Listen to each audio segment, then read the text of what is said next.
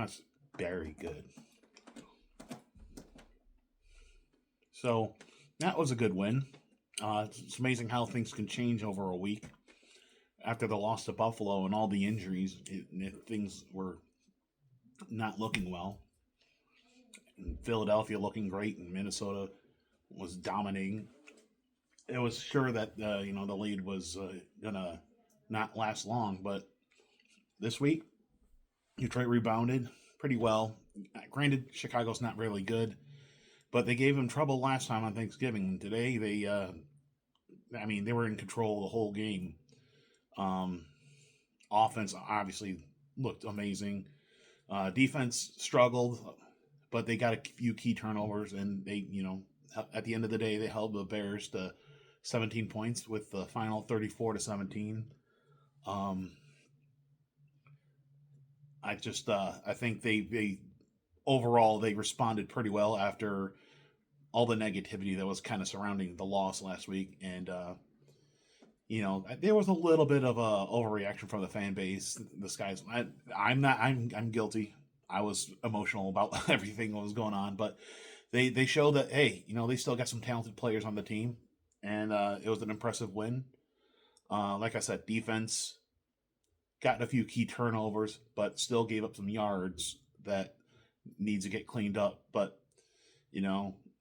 maybe that will change. My hope is when Alex Anzalone comes back, because he's kind of like the captain of the defense, that maybe that will help really like improve the defense a bit more than I'm hoping, but we'll see. Um, but it was a good win.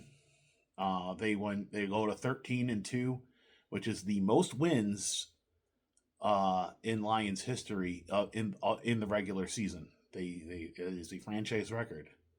So another box to check there. Let me think. What else? Yeah, just overall an impressive performance. There was one play I loved. Uh, there was a touchdown to Sam Laporta. Jared Goff pretends like there was a fumbled snap, and Jameer Gibbs dives on the ground like he's recovering a fumble. The whole thing is staged. Goff had complete control of the ball the whole time, and that caused the Bears to react to it, and that left Sam Laporta open for a touchdown. It was beautiful.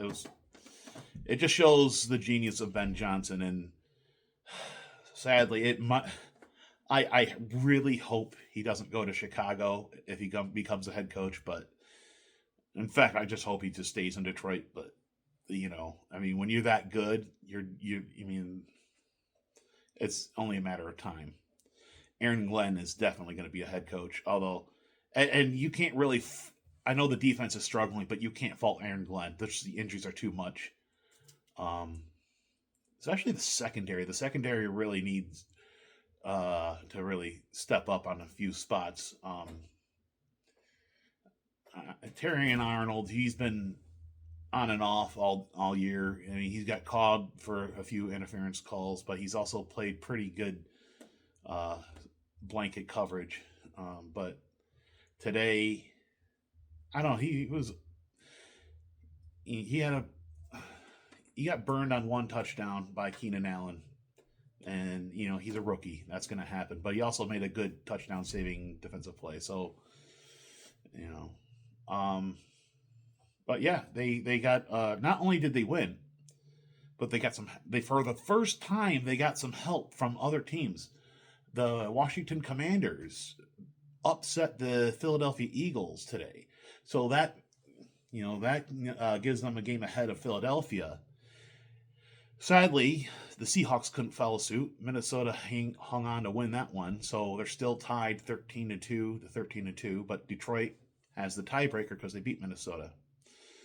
So where does that leave for next week? Well,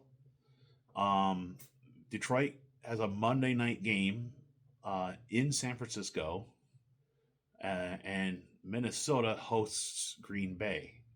So Detroit has some time off before they play, and they'll know a little bit more about what they need to do after Minnesota plays Green Bay. Hopefully, the Packers can win. One of the rare times I'll be rooting for the Packers because a Minnesota loss will benefit Detroit. A Minnesota loss and a Detroit win means Detroit clenches the North, clenches the 1 seed, and we can just not even worry about Week 18. But we got to get there first. So, as far as game ball, I was kind of torn, but I'm gonna have to give it to Jahmyr Gibbs. 23 carries, 100 and over 100 yards rushing, had 45 receiving and a touchdown. Keep in mind, this was his first game without David Montgomery, so he was taking a bunch of the carries, and he really stepped up. Honorable mention, I'm going to give to Jamison Williams, 82-yard touchdown reception, 145 yards receiving total. Just shows why he's on this team. He's just a deep threat.